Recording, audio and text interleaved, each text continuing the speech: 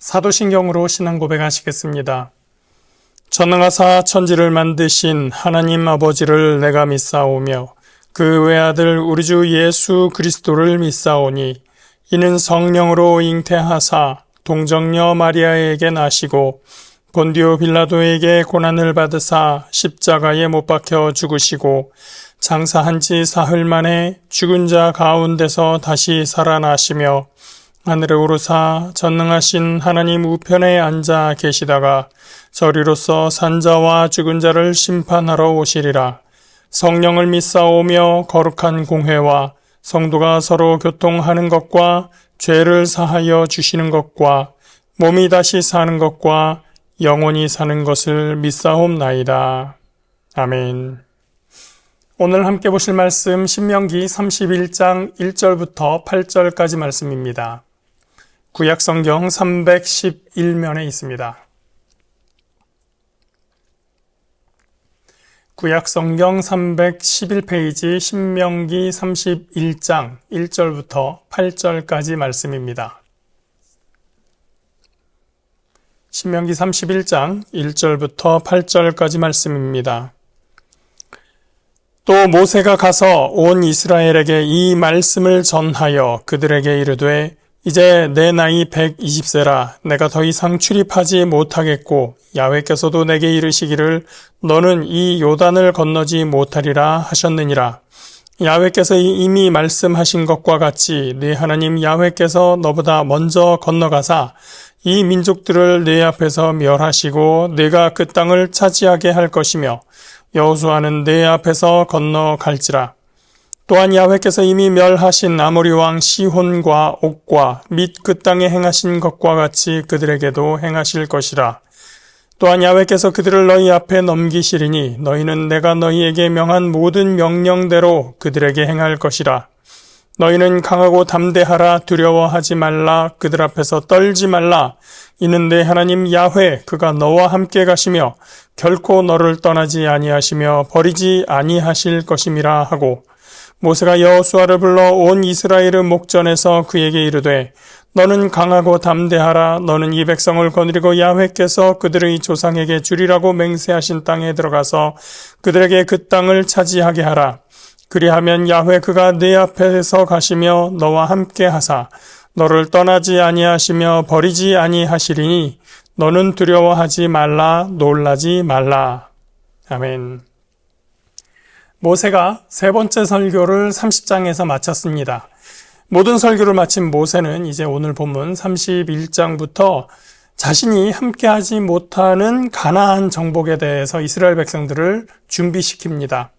그 첫 번째는 후계자 지목입니다. 이스라엘 백성들 앞에서 여호수아를 후계자로 지목하고 그와 함께 백성들이 해야 할 일에 대해서 알려주는 것입니다.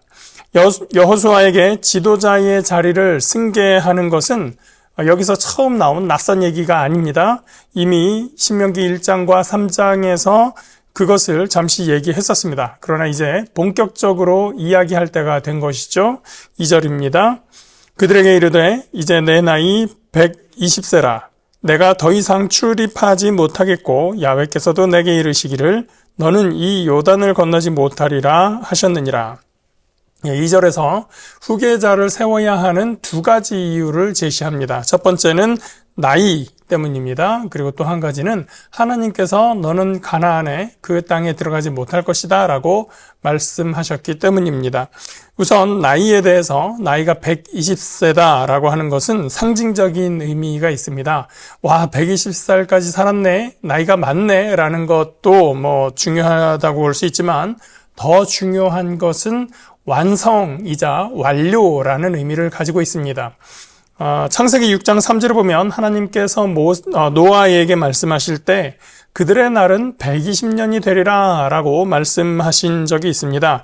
이 120년이 무엇인가에 대해서 많은 해석이 있기는 하지만 그것을 인생의 한계라고 보았을 때 모세는 그 한계까지 다다른 것이 됩니다. 그러니까 하나님께서 허락하신 120이라고 하는 수명의 끝까지 다 살아왔다.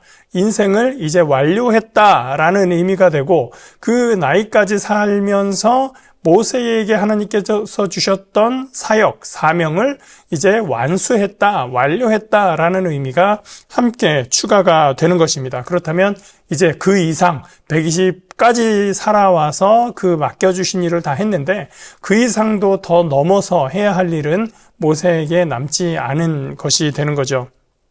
그 다음에 여기에 이제 출입이라는 단어가 있는데요. 출입이라는 말은 드나드는 것, 모세가 이제 나이가 들어서 걸어다니기 힘든가? 라는 얘기로 생각을 할 수가 있지만, 보통은 공적인 의무를 이야기합니다. 그래서 내가 이제 출입이 어렵다라고 하는 것은 공적 의무를 수행하기 위해서 나서는 것이 힘들다. 특히나 이 말은 공적 임무 중에서도 군사적인 의미를 띠는 경우가 많기 때문에, 나이로서도 그렇고, 시간으로서도 더 이상 출입하지 못하는 군사적 사명을 가지고 백성들을 지도할 만한 그런 상황에 있지 않다라는 것을 이야기하는 겁니다. 그리고 잘 알듯이 요단 건너편 가나안 땅에 들어가는 것은 허락받지 못했다라는 것 우리가 알고 있죠. 그 이유는 신명기 3장에서 이미 말했었습니다. 모세는 그 일을 다시 한번 여기서 내가 왜 그랬냐면, 왜 하나님이 나를 가나안 땅에 저 요단 건너 땅에 들어가지 못하게 하느냐라고 또 한 번 얘기하지 않고요. 또 그 일에 대해서 서운함이나 불평함을 말하지 않고 구차하게 말하지 않고 바로 본론으로 들어갑니다. 그것은 이제 결정된 것이고, 자, 내가 못 들어가니 어떻게 할 것인가? 3절이 나오는 것이죠. 야훼께서 이미 말씀하신 것과 같이 내 하나님 야훼께서 너보다 먼저 건너가사 이 민족들을 내 앞에서 멸하시고 네가 그 땅을 차지하게 할 것이며 여호수아는 네 앞에서 건너갈지라. 3절을 보니까 내 앞에서, 여기서 너라고 하는 것은 이스라엘 백성들입니다. 모세의 말을 듣고 있는 이스라엘 백성들, 너희 앞에서 앞서가는 두 존재가 소개되고 있습니다. 그 두 존재, 첫 번째는 하나님입니다. 그리고 두 번째 여호수아입니다. 하나님 야훼께서 너보다 먼저 건너가시고 여호수아가 내 앞에서 건너간다라고 얘기하고 있죠.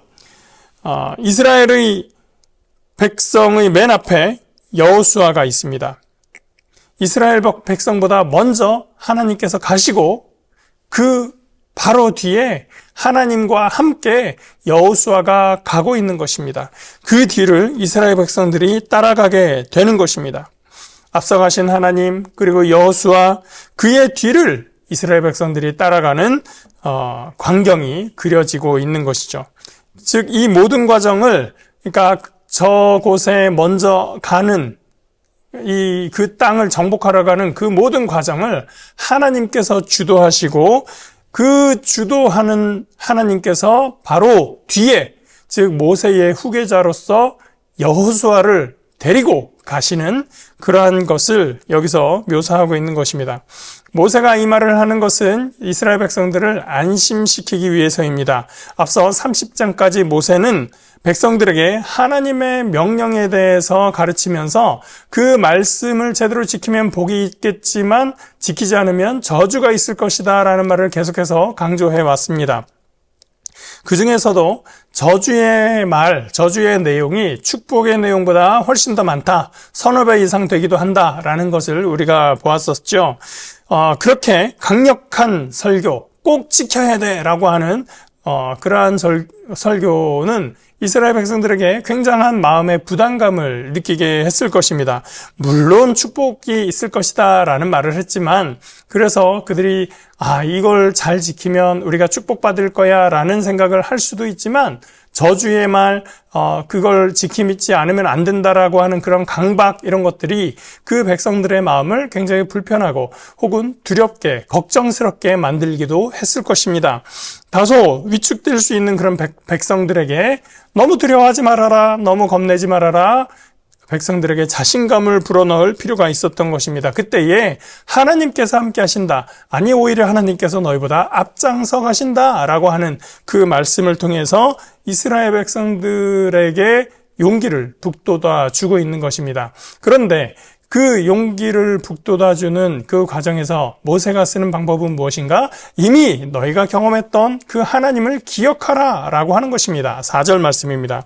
또한 야훼께서 이미 멸하신 아모리 왕 시혼과 옥과 및 그 땅에 행하신 것과 같이 그들에게도 행하실 것이라.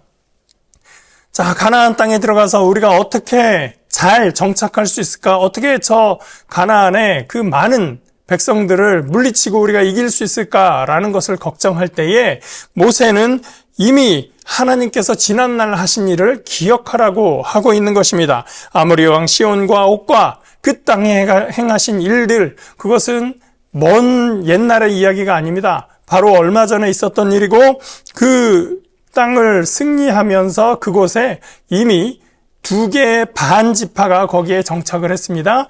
루벤 지파, 갓 지파, 므낫세의 반 지파, 그렇게 2.5개의 지파가 이미 그 땅에 정착을 했습니다. 이제 나머지 9개 지파와 반, 여기도 약속의 땅으로 들어가서 정착을 하게 될 것인데, 그것도 모압에서 그렇게 하셨던 것처럼, 아모리 땅에서 그렇게 하셨던 것처럼 이제 하나님께서 저 가나안 땅에서도 이루어내실 것이다 라는 것을 말해주고 있는 것이죠. 그러므로 백성들은 지금 이 상황에 대해서 어떤 마음을 가져야 되겠습니까? 5절, 6절 말씀입니다. 너희는 강하고 담대하라. 두려워하지 말라. 그들 앞에서 떨지 말라. 이는 내 하나님 야훼 그가 너와 함께 가시며 결코 너를 떠나지 아니하시며 버리지 아니하실 것임이라. 백성들만 두려워하지 않으면 전부가 아닙니다. 두려워하지 말아야 될 사람이 또 있습니다. 중요한 인물입니다. 바로 여호수아입니다. 7절입니다. 모세가 여호수아를 불러 온 이스라엘을 목전에서 그에게 이르되 너는 강하고 담대하라. 너는 이 백성을 거느리고 야훼께서 그들의 조상에게 주리라고 맹세하신 땅에 들어가서 그들에게 그 땅을 차지하게 하라. 그리하면 야훼 그가 내 앞에서 가시며 너와 함께 하사 너를 떠나지 아니하시며 버리지 아니하시리니 너는 두려워하지 말라. 놀라지 말라. 굉장히 멋진 장면입니다. 모세가 이 여호수아를 백성들 앞에 세워놓고 하나님께서 너를 떠나지도 않고 버리지도 않는다. 그러니 너는 두려워하지 말라. 놀라지 말라라고 격려해주고 있는 장면입니다. 모세가 이스라엘 백성 전체를 놓고 두려워하지 말라, 겁내지 말라라고 이야기하면서 그 다음에 그 백성들 앞에 여호수아를 다시 세워놓고 너는 두려워하지 말라, 놀라지 말라, 하나님이 너와 함께한다라는 말씀을 해주심으로써 이 많은 백성들 앞에서 여호수아를 그 지도자 됨을 공식적으로 선언하고 하나님께서 그와 함께함을 인정해주는 말을 한 것입니다.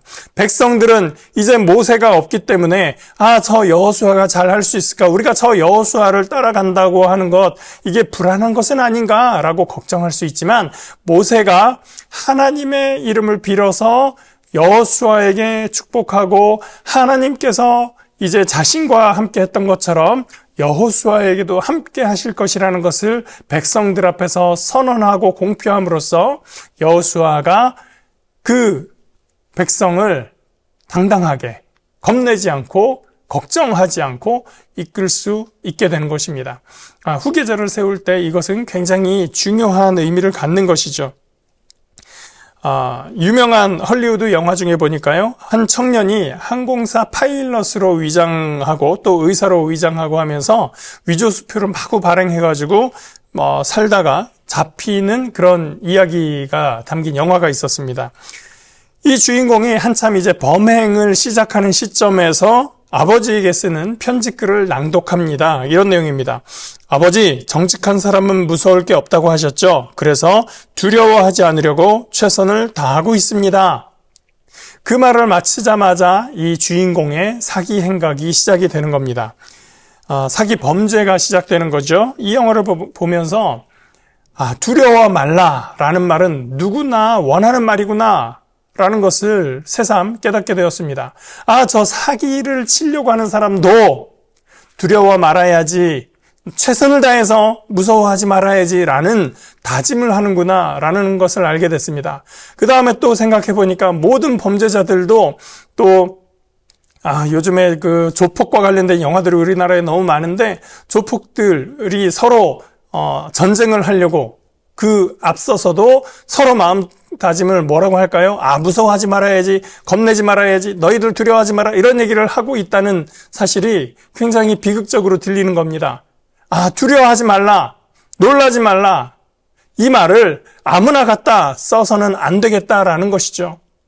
오히려 하나님은 때로 너희는 두려워해야 된다라고 경고하기도 하십니다. 무엇을 두려워해야 됩니까? 하나님을 두려워하라고 하죠. 하나님을 두려워하는 마음으로 경외하라고 하죠. 우리는 때로 두려워할 필요도 있습니다. 내 일이 하나님의 뜻에 맞지 않는가 두려워해야 됩니다. 내 하는 방식이 하나님의 방식과 다르지 않은가라는 것에 대해서 우리는 걱정할 필요가 있습니다. 그러나 이제 하나님께서 이스라엘 백성들에게 약속하시는 것처럼 하나님의 명령을 따라 하나님의 사명을 따라 하나님의 일을 하고 있는 사람들이라면 두려워하지 말아야 된다는 것이죠. 사기치는 사람이 두려워하지 말아야 되는 것, 그것은 범죄를 위한 것입니다. 하나님의 뜻이 아닙니다. 오히려 그는 두려워해야 되는 거죠. 폭력을 행사하기 위해서 두려워하지 말아야 된다? 아니요, 두려워해야 됩니다. 하나님의 뜻이 아니기 때문입니다.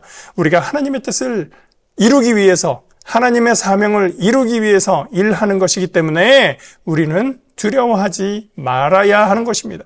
우리에게 두려움이 없고 우리가 걱정할 필요 없고 무서워하지 않을 것은 주께서 우리에게 맡기신 일을 감당하기 때문입니다. 그러므로 여러분, 우리는 두려워합시다. 하나님을 두려워하고 하나님의 뜻에 합당한 일을 하고 하나님께서 맡기신 사명에 있어서는 두려움이 없어야 됩니다. 언제 하나님께서 우리 앞에 먼저 앞장서시고 어떤 상황에서 하나님이 우리와 함께 하실지, 그것은 우리가 하는 이 일이 무엇을 위해서 하는 것인지 살펴보면 답이 나오는 것입니다. 여러분, 지금 하는 일 두려워하지 않고 그 일을 감당하시기를 바랍니다. 겁내지 않고 할 수 있기를 바랍니다. 왜냐하면 그 일이 하나님의 뜻을 이루는 일이 되시기 바라기 때문입니다. 하나님께서 맡기신 일을 여러분 하고 있다면 하나님께서 앞장서실 것입니다. 하나님께서 함께 하실 것입니다. 그 일을 감당하시는 여러분, 주님의 이름으로 축복합니다. 기도하겠습니다. 좋으신 하나님, 이스라엘 백성들이 이제 약속의 땅으로 들어가기 전에 그들에게 필요한 것 하나님께서 함께 하신다. 그리고 무엇보다 하나님께서 앞서 가신다는 말씀이었습니다. 하나님, 그들이 이제 모세를 더 이상 함께 지도자로 모실 수 없고 그 공백을 두려워할 시점에 여호수아를 세워주신 것처럼 하나님께서 모든 것을 아시고 준비하시고 계획하시는 줄 믿습니다. 하나님, 오늘 우리의 삶이 부족하고 불안하고 안타까울지라도 하나님께서 우리 앞장서 가시고 하나님께서 우리와 함께 하시는 것을 믿습니다. 우리가 무엇보다 주님의 뜻대로, 주님의 뜻 안에서 주와 함께 나아가기를 원합니다. 우리의 일이 주의 일을, 주의 뜻을 이루는 일이 되기를 원합니다. 하나님, 우리의 일 앞에 앞장서 주시고 우리와 함께하여 주시옵소서. 그래서 주님의 나라, 주님의 뜻이 이 땅에 이루어지는데 주께서 사용하시기를 간절히 원합니다. 오늘 우리와 함께하실 주님께 감사드리며 예수 그리스도의 이름으로 기도합니다. 아멘. 하늘에 계신 우리 아버지여, 이름이 거룩히 여김을 받으시오며 나라가 임하시오며 뜻이 하늘에서 이루어진 것 같이 땅에서도 이루어지이다.